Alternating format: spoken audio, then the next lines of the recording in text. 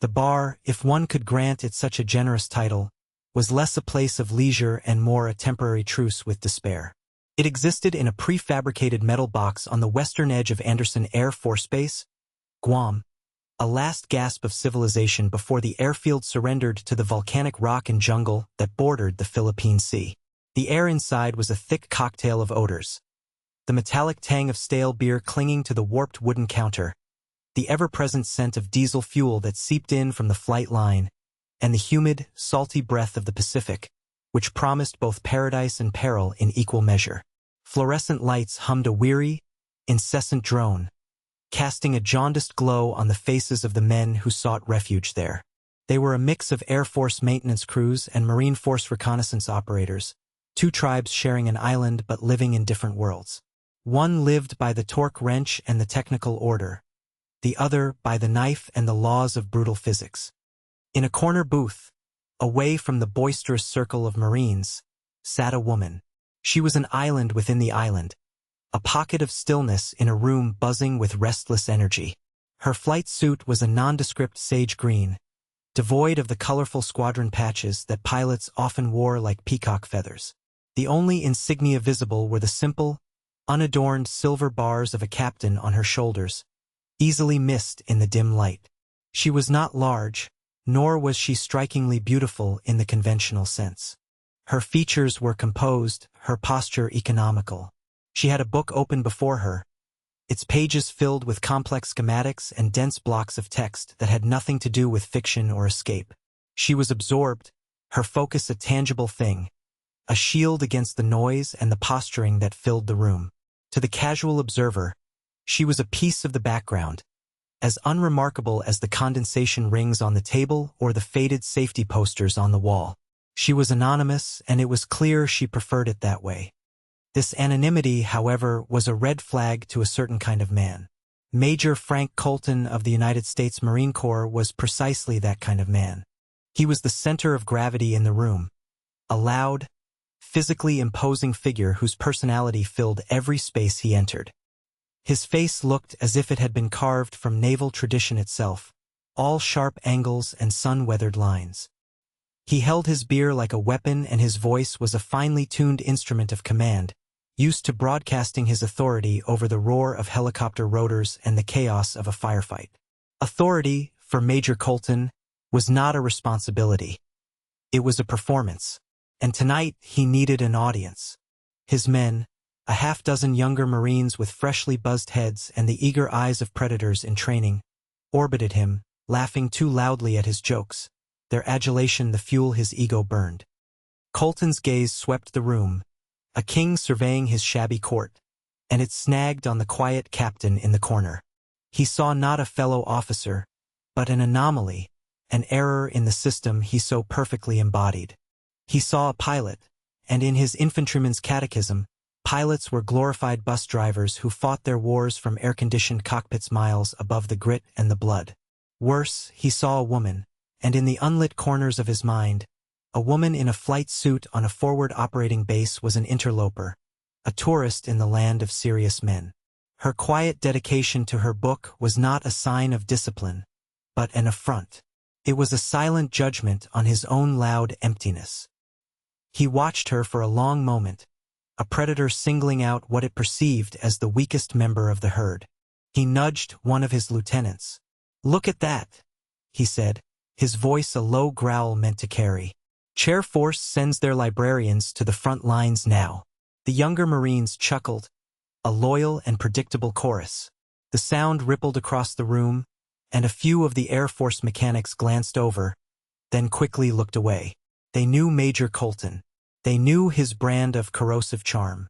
They knew it was best to stay out of his blast radius. But the captain in the corner did not look up. She turned a page, her focus unbroken. She was a lioness, allowing a jackal to dance and bark at the very edge of her kill radius, utterly unimpressed and unconcerned. This, more than anything, stoked the furnace of Colton's indignation. He was a major. He was force recon. He was used to being acknowledged, to being feared. Her placid indifference was a challenge he could not ignore. He swaggered over to her booth, his acolytes trailing in his wake, the collective weight of their presence intended to intimidate. He loomed over her table, casting a shadow that fell across the pages of her book. "Don't you know it's rude to read when you're in the company of warriors, Captain?" His tone was laced with a condescending sweetness, the kind a man uses when he is trying to disguise contempt as flirtation. He leaned on the table, his knuckles white, invading her space. The smell of stale beer and self-satisfaction washed over her. Slowly, deliberately, she lifted her head. Her eyes were a cool, steady gray, the color of a stormy sea. They held no fear, no anger, no surprise. They were the eyes of a technician assessing a faulty piece of equipment. "I wasn't aware I was in their company, Major," she said. Her voice was even, pitched low, and carried a clinical precision that was more cutting than any shout. It did not invite conversation. It terminated it. She then lowered her eyes back to her book, a clear and final dismissal. A low ooh rippled through the Major's men. They had expected a flustered apology or a nervous laugh. They had not expected this. Colton's face, which had been a mask of smug superiority, tightened. The condescension evaporated, replaced by a raw, naked aggression. He had offered her a chance to play her part in his little drama, the intimidated female, and she had refused the script. His authority, the very core of his identity, had been publicly questioned by her complete lack of deference. "That's a real smart mouth for a captain," he snarled, his voice losing its playful edge. He jabbed a thick finger at her book. "What is that, anyway? How to Fly a Desk 101. Or maybe it's the manual for the new espresso machine in the officer's lounge." His men laughed again. But this time it was strained. They were watching a contest of wills now, and it was becoming uncomfortable. They had seen the Major dress down subordinates, but this felt different. This woman's calm was unnatural. It was a mirror, and it was reflecting his own blustering insecurity back at him. She did not look up this time. She simply said, "It's the Performance Specifications and Combat Survivability Manual for the A-10 Thunderbolt II, specifically the section on high-angle strafing runs in low-visibility conditions. It's complicated. I doubt you'd understand." The sheer, unvarnished truth of the statement, delivered with the flat effect of a machine, was more insulting than any curse. It bypassed his ego and struck directly at his professional pride. He was a warrior. She was telling him he was too stupid to understand her work. In his world, there was no greater insult. The dam of his self-control broke. With a swipe of his hand, he knocked the heavy technical manual from her table. It hit the concrete floor with a loud, ugly slap that silenced the entire room. The clinking of glasses stopped. The low murmur of conversation died. Even the generator outside seemed to hold its breath. Every eye was now fixed on the little booth in the corner, on the large, enraged Marine Major and the small, still Air Force captain. She did not flinch. She did not turn. She slowly placed a bookmark to hold her page, then lowered her gaze to the book lying splayed on the dirty floor. For a moment, the room was suspended in a vacuum of pure tension. Major Colton stood there, chest puffed out, his breathing heavy, waiting for the tears or the anger he had worked so hard to provoke. He needed a reaction. He needed to validate his dominance. What he got was something far worse. She bent down, her movements fluid and unhurried, and retrieved the manual. She placed it back on the table, carefully smoothing a bent page. She looked up at him, and for the first time, there was something other than neutrality in her eyes. It was not anger. It was not fear. It was a profound, almost pitying disappointment. "You have a serious discipline problem, Major," she said, her voice as quiet as before. "You mistake volume for authority and aggression for strength. It's a common failing in men who are insecure about their actual capabilities." Then she went back to her reading. It was at that precise moment, as Major Frank Colton's world contracted to a pinpoint of white-hot rage, that the lights in the bar flickered violently and died, plunging the room into absolute darkness. An instant later, they sputtered back to life, bathing the scene in their sick yellow glow. And from outside, a new sound began to build. a low moan that quickly escalated into a deafening, terrifying roar. It was the sound of the sky itself beginning to tear apart. The island's emergency sirens began to scream, a chorus of mechanical terror that signaled the end of all petty conflicts. The real war, the one against the indifferent fury of nature, had just begun. The transition from manufactured crisis to genuine catastrophe was brutally swift. The roar of the wind was no longer a distant threat. It was a physical presence, a solid wall of sound that made the metal building groan and shudder. Rain, driven sideways with the force of fire hoses, hammered against the walls. The flimsy door to the bar flew open with a deafening crack and was torn from its hinges, disappearing into the maelstrom outside. A torrent of wind and water blasted into the room, sending chairs and bottles skittering across the floor. The world had become a vortex of noise and chaos. Through the screech of the sirens, the tactical operations center frequency crackled to life over a small radio on the bar. The voice was young, panicked, and distorted by static. "Mayday, mayday, mayday. This is Recon Team Viper. We are 20 souls. Adrift. Engine is dead. I repeat, engine is dead. We are taking on water. Our last known position was grid." The voice was swallowed by a shriek of static. Major Frank Colton froze. Viper was his team, his men. 20 of his Marines were out there, in that monster, on a small reconnaissance craft that was never meant to handle anything more than a choppy sea. The blood drained from his face.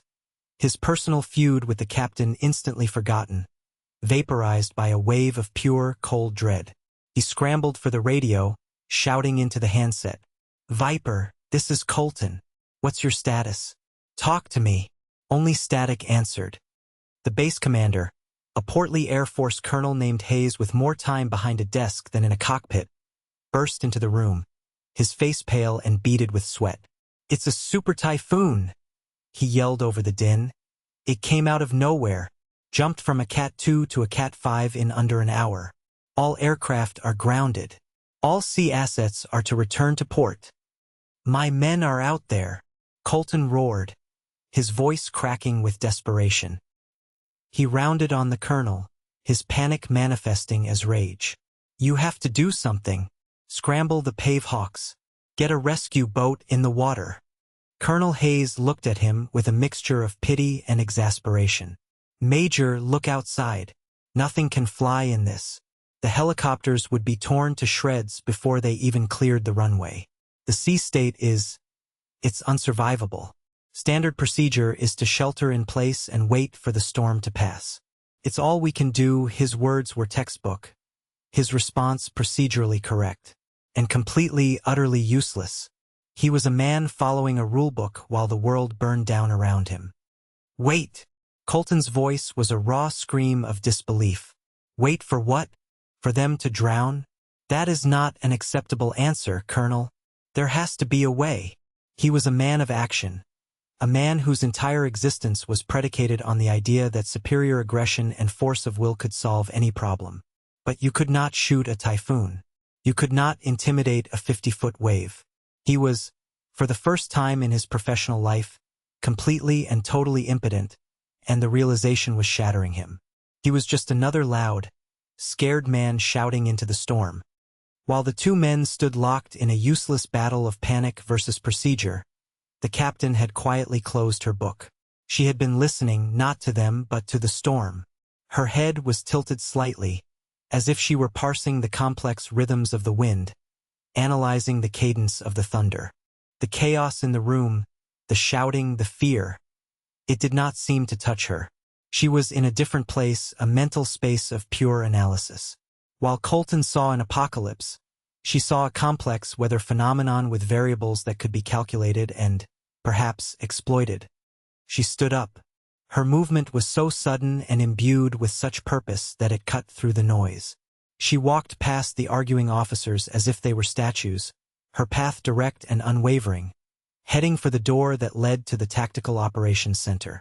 Colton, seeing her move, grabbed her arm. "Where do you think you're going, pilot? The grown-ups are talking." She stopped and turned to face him. Her gray eyes were no longer calm. They were incandescent. They burned with an intensity that made him instinctively recoil. "You are a major of Marines," she said, her voice dropping to a low, deadly register that was somehow more audible than his shouting.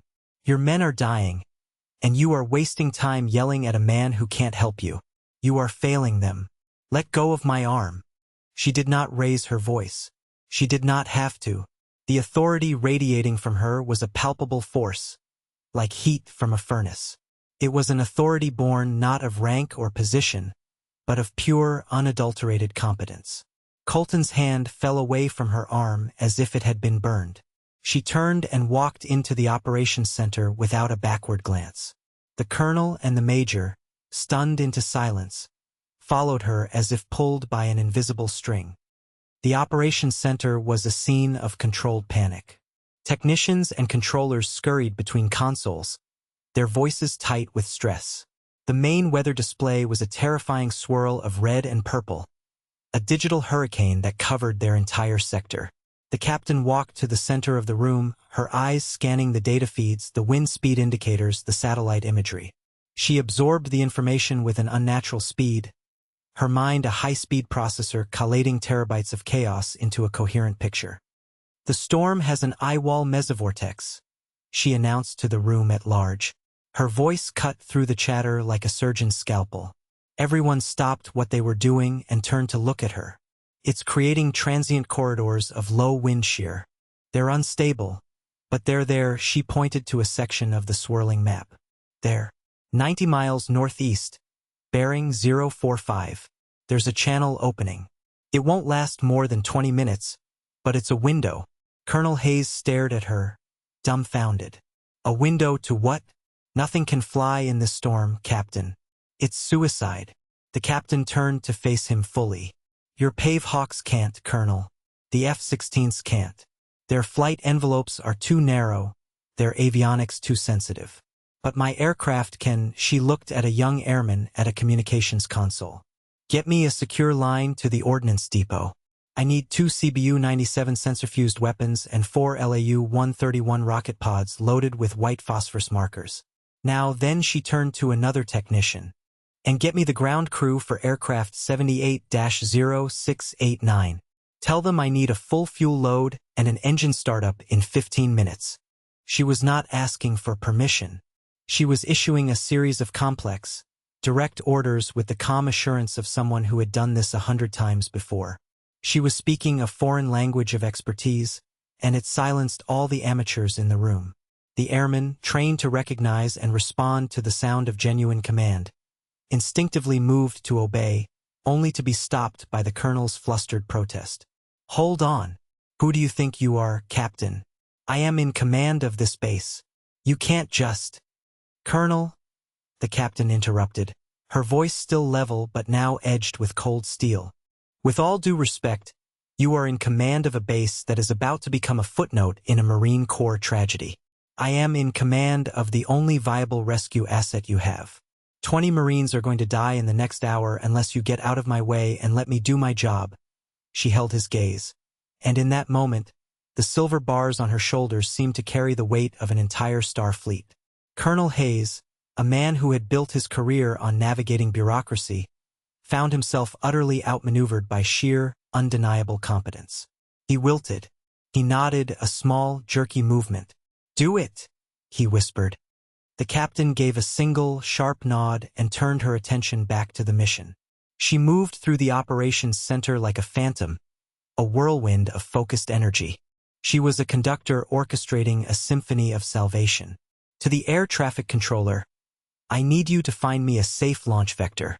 The vortex will cause unpredictable updrafts. Keep me clear of the western feeder bands." To the intelligence officer, "Give me the latest satellite thermal imagery of that grid. Their boat's engine is dead, but the friction of the hull against the water will create a minute thermal signature. It's a long shot, but it's the only shot we have." To Major Colton, who was standing uselessly by the wall, his face a mask of disbelief. "Major, get your best radio operator. I'll need someone on the boat to talk to, assuming they're still transmitting. Give them a frequency. I'll patch them through my comm suite once I'm airborne." He just stared at her, This was the woman he had belittled, the librarian he had humiliated. And she was now, without question, the single most formidable person he had ever seen. She was not just a pilot. She was a force of nature, a counterwave of discipline and skill pushing back against the chaos. The room, which had been filled with his own loud panic, was now her operating theater. The onlookers, his own men and the Air Force personnel, were rendered silent, frozen in a state of awe and dawning comprehension. They were witnessing a masterclass, a demonstration of a level of skill so profound it bordered on the supernatural. They were watching a legend being born in real time, forged in the heart of the storm. And as she turned and strode out of the room towards the howling darkness of the flight line, not a single person doubted that if anyone could fly into hell and bring 20 men back, it was her. The hangar was a cavern of screaming wind and rattling steel. The massive doors had been forced open just enough to let a person slip through, and the typhoon raged against the opening. Out on the tarmac, bathed in the frantic strobing of emergency lights, sat her plane. It was an A-10 Thunderbolt II, but it was unlike any other.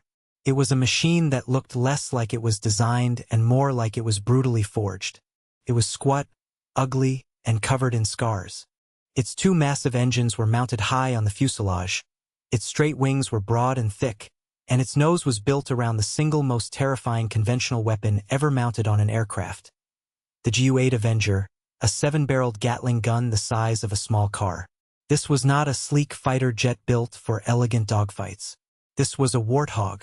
It was a flying tank designed to fly low and slow, to absorb horrific amounts of damage, and to protect the soldiers on the ground. And this specific Warthog, number 78-0689, looked even meaner than the rest, bristling with strange antennas and modified sensor pods. The captain, now clad in her helmet and G-suit, met her ground crew by the cockpit ladder. They were a small, tight-lipped team who moved with a quiet efficiency that mirrored her own. There were no wasted words, no panicked shouts. They knew her. They knew the plane.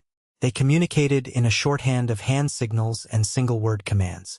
As she performed her pre-flight checks, running her gloved hands over the cold, wet skin of the aircraft, a new voice suddenly crackled over the command network, overriding all other channels. The audio was crystal clear, digitally scrubbed of the storm's interference, patched in via a secure satellite link. It was a voice that carried the immense, quiet weight of 4-star rank.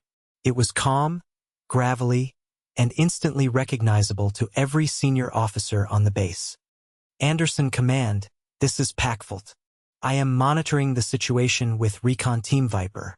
What is the status of your rescue assets? The voice belonged to Admiral Jonathan Pike, the commander of the entire United States Pacific Fleet. Colonel Hayes, back in the operations center, nearly swallowed his tongue. He fumbled for his microphone, his voice trembling. Admiral Pike, sir. This is Colonel Hayes at Anderson. All assets are grounded, sir. The weather is... It is beyond operational limits. We have a pilot attempting a non-standard sortie, but it is an unsanctioned, high risk. The captain, hearing this from her cockpit, cut him off.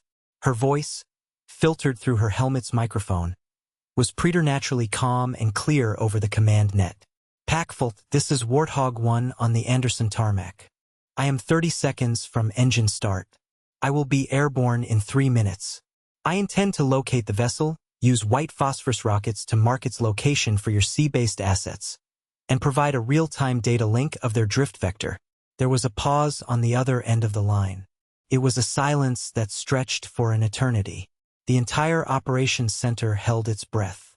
Then the Admiral's voice returned, but it was different. The formal tone was gone, replaced by something that sounded like profound, weary recognition, and a sliver of hope. Which, the Admiral said, the single word spoken with a mix of awe and reverence. I should have known. It's you. The call sign hung in the air, an enigma. In the operations center, Major Colton frowned. Which? What kind of call sign was that? It sounded like an insult, but the effect it had on the 4-star Admiral was immediate and absolute. What is your assessment? The Admiral asked. It was not a commander questioning a subordinate. It was a peer consulting an expert. "The mission is viable, Admiral," she replied, her voice a flat line of confidence. "The window is closing. I need to go now." "Godspeed, Captain," the Admiral said. Then, his voice shifted back to the iron tone of command, directed at the bewildered colonel. "Colonele. The pilot in that aircraft is Captain Eva Rostova. Her call sign is Witch. For the last 5 years, she has been the lead test pilot for the Joint Chiefs Project Chimera, developing extreme weather close air support doctrine. She is the sole recipient of the Air Force Cross for successfully executing a combat search and rescue mission inside a sandstorm in Helmand Province, an act previously considered impossible. She is not just rated for this aircraft. She helped redesign it. The manual she was reading earlier, she wrote half of it. You are to give her anything and everything she requires. You are to follow her orders as if they were my own. Is that understood?" The reveal descended on the room like a physical blow. The name, the call sign, the litany of impossible achievements. It was a bomb that detonated in the center of their understanding, leveling every assumption they had made. Captain Eva Witch Rostova. The quiet, unassuming woman in the corner was not just a pilot. She was a living legend, a ghost, a name whispered in the halls of the Pentagon and in the simulators at Nellis Air Force Base. She was the one they sent when God decided to say no. Major Frank Colton felt the floor drop out from beneath him. The foundations of his world, built on a rigid hierarchy of appearance, of rank, of gender, crumbled to dust. The woman he had mocked as a librarian, whose book he had thrown to the floor in a fit of pique, that book was her life's work, a testament to a level of expertise he could not even begin to comprehend. His humiliation was so total, so profound, it was almost a religious experience. He was a child who had been throwing rocks at the sun. He looked at the tactical display, where a single green icon representing Warthog 1 was now taxiing onto the runway, a tiny point of light preparing to charge into an ocean of darkness, and he felt a sense of awe so complete it bordered on terror. He had not just insulted an officer. He had blasphemed against a master of his craft. The engines of the A-10 whined to life, a sound that quickly grew into a deep, guttural roar. Inside the cockpit, Captain Rostova was no longer a person. She was an extension of the machine. Her gloved hands moved over the controls with an economy of motion that was mesmerizing. Her eyes, reflecting the green glow of the instrument panel, scanned dozens of readouts simultaneously. She was not just flying a plane. She was wearing it. As the Warthog hurtled down the runway, the crosswind was so violent it would have torn a lesser aircraft from the tarmac and thrown it into the jungle. But she held it, her inputs on the stick and rudder so precise they were almost imperceptible, wrestling 30,000 pounds of metal into the teeth of a god's fury. The moment the wheels left the ground, the world became a symphony of violence. The plane was bucked and slammed by currents of air that had the density of solid objects. Alarms blared in the cockpit, wind shear, stall warnings, proximity alerts. To any other pilot, it would have been a cascade of fatal failures. To Witch, it was simply data. She ignored the alarms, her hands and feet in a constant, fluid dance, anticipating the storm's movements, not just reacting to them. She flew not by sight. There was nothing to see but a wall of black water, but by her instruments and an innate, almost psychic understanding of the forces at play. She was not fighting the storm. She was sailing on its currents, using its own energy to guide her. Her voice over the radio remained a steady, clinical monotone. "Anderson, I am airborne, climbing through the shear layer, approaching the corridor." In the operations center, they could only watch a single, blinking green dot on a screen full of red. They were watching a miracle. Major Colton stood transfixed, his radio operator beside him, waiting. After 10 agonizing minutes, her voice returned. "I have a possible thermal contact. Faint. It's a ghost, but it's there. Major, tell your men to light a flare. Now." Colton grabbed the handset. "Viper, this is Colton. Do you copy? Pop a flare. On my command. 3, 2, 1 mark." Miles away, in a world of screaming wind and towering waves, A young Marine on a boat that was being torn apart by the sea managed to fire a single flare. For a split second, a speck of red light cut through the blackness. It was all she needed. "I have them," Witch's voice crackled. Visual confirmed. "I'm marking their position." The warthog rolled onto its side, diving towards the churning ocean. She pickled off 2 rockets. 2 streaks of brilliant white phosphorus erupted below the storm clouds, painting the waves in an eerie, chemical glow, a beacon in the apocalypse. "Packfult's position is marked. I am beginning a daisy chain. I will continue to mark their drift every 5 minutes. They are drifting faster than anticipated. Your rescue asset needs to hurry for the next hour." She flew a pattern of impossible grace and brutality, a guardian angel made of titanium, circling her flock, her phosphorus markers a trail of breadcrumbs for the Navy destroyer that was now steaming at flank speed towards the location. She was a shield, a light, and a promise. She was the witch, and she was holding back the storm. When the destroyer's searchlights finally cut through the rain and found the battered Marine raft, a collective sigh of relief went through the operations center. 20 souls, battered and terrified, but alive, all accounted for. As the rescue was completed, Witch's voice came over the net one last time, as calm as it had been at the start. "Anderson, Warthog 1 is returning to base." Her landing was as masterful as her takeoff. She brought the heavy, scarred plane onto the rain-slicked runway with a gentleness that defied the still-raging storm. As the Warthog taxied back to its hangar, the emergency crews and ground personnel simply stood in the deluge. Their faces turned towards the aircraft, not out of duty, but out of reverence. They were watching the return of something mythical. When the cockpit canopy hissed open, Captain Eva Rostova looked as composed as she had hours earlier in the bar. She swung herself out of the seat and descended the ladder with the weary grace of a surgeon after a long and difficult operation. She pulled off her helmet, her short brown hair matted with sweat. She did not bask in the stares of the assembled crowd. Her work was done. She found Major Colton waiting for her in the hangar, standing apart from the others. He stood in the shadows, his face pale, his earlier arrogance stripped away, leaving behind a hollowed-out man. He looked at her, and for a moment he could not speak. He, a man of so many words, had none left. She walked up to him, her footsteps echoing in the vast space. She stopped a few feet away, her gray eyes meeting his. She was not angry. She was not gloating. She was, as always, clinical, a teacher before a difficult student. "Major," she began, her voice quiet but carrying the weight of the storm she had just conquered. "Tonight you made a mistake. You looked at me and you saw a woman. You saw a captain. You saw a pilot. You saw a uniform and a rank, and you made an assessment based on a set of prejudices you carry. You didn't see a capability. You didn't see a weapon system. You didn't see an asset that could save your men." She took a step closer. "Your prejudice is not a personal failing I care about, but it is a critical tactical failure. It made you blind. It made you waste time. It made you ineffective. In combat, that failure doesn't get you a bruised ego. It gets your people killed. You failed in your most fundamental duty, to accurately assess the battlefield and utilize every asset available to you. You are lucky that tonight, the only cost was your pride." Colton could only nod, his throat tight.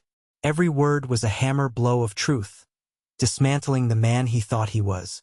He had been so wrong on a scale so grand that an apology felt laughably inadequate. "Captain, I am not interested in your apology, Major," she said, cutting him off. "I am interested in your education." She paused, her gaze unwavering. "I have already spoken with Colonel Hayes and Admiral Pike. I am requisitioning a new air liaison officer for my unit, effective immediately. The position requires an officer with extensive ground combat experience. You fit the qualifications perfectly. You start at 0600 tomorrow." He stared at her, uncomprehending. You're not going to report me? You're promoting me?" A faint, almost imperceptible smile touched her lips. It was not a smile of warmth, but of grim purpose. This is not a promotion, Major. This is your penance. For the next 6 months, you will be my shadow. You will fly in my back seat. You will learn what this aircraft can do. You will learn what air power truly is. You will learn to see the battlefield not from the ground up, but from the sky down. You're going to learn to see capabilities, not uniforms. You will learn respect, not because I will demand it, but because you will witness competence so consistently that you will have no other choice. Your re-education begins at dawn. She turned and walked away, leaving him standing alone in the cavernous hangar, the roar of the dying storm outside a pale echo of the tempest that had just reshaped his soul. He was being given a second chance, not through forgiveness, but through a forced, rigorous, and humbling apprenticeship to the very master he had scorned. It was not the punishment he deserved, but it was the lesson he desperately needed. The story of that night passed into the quiet lore of the institutions they served. It became a fable, a teaching tool whispered in the ready rooms of the Air Force and the mess halls of the Marine Corps. The legend of Captain Eva, which Rostova, the pilot who flew into the heart of a typhoon to save 20 stranded Marines, became a benchmark for excellence, a modern morality play about the dangers of assumption and the quiet power of true competence. The details grew with each telling. The waves became 100 feet high, the winds reached Mach 1, but the core truth of the story remained, a hard, immutable lesson. Years later, a man stood before a class of newly minted officers at the Joint Warfare School in Quantico, Virginia. He was a colonel now, his face lined with the wisdom of experience, not the arrogance of youth. He carried himself with a quiet dignity that commanded a different kind of respect than his younger self ever had. His name was Frank Colton, and he was one of the most respected instructors at the academy, known for his brutally honest lessons on inter-service cooperation. He stood before a new generation of lieutenants and captains, their chests puffed with the same unearned confidence he once possessed. "Let me tell you a story," he said, his voice filling the lecture hall. "It's a story about the dumbest, most arrogant Marine major who ever lived. It's a story about me." He then recounted the events of that stormy night in Guam, sparing no detail of his own foolishness, his own prejudice, his own public humiliation. He told them of the quiet captain, of the book he knocked to the floor, and of the legend who flew into an impossible storm to save the men he had failed. "She never raised her voice," he concluded, his gaze sweeping over the silent, captivated faces of the young officers. "She never had to. Her actions were her argument. Her competence was her authority. She taught me the most important lesson of my career. The most dangerous person on any battlefield is not the loudest one in the room. It's the quiet one. It's the one who is reading the manual while you are bragging to your friends. It's the one who has mastered their craft so completely that they have nothing left to prove. Look for that person. Learn from them. And for God's sake, do not make the mistake of judging them by the patches on their uniform, because you may just be looking at the person who is going to save your life one day." The lesson, born in the heart of a storm, had found its permanent home. It was a testament to a simple, universal truth that echoes from the battlefield to the boardroom, from the highest halls of power to the most humble workshop. True strength is not loud. It does not boast. It does not need validation from the insecure. True strength is quiet. It is disciplined. It is the calm, steady hand of the master, focused on the task, unconcerned with the noise of the amateurs. It is the profound, unshakable authority of competence. It is substance over style, action over words, and it is the standard to which all true professionals, in any uniform or any walk of life, must hold themselves. It is the quiet professional, the hidden master, who truly shapes the world, not with thunderous proclamations, but with the silent, perfect execution of their craft.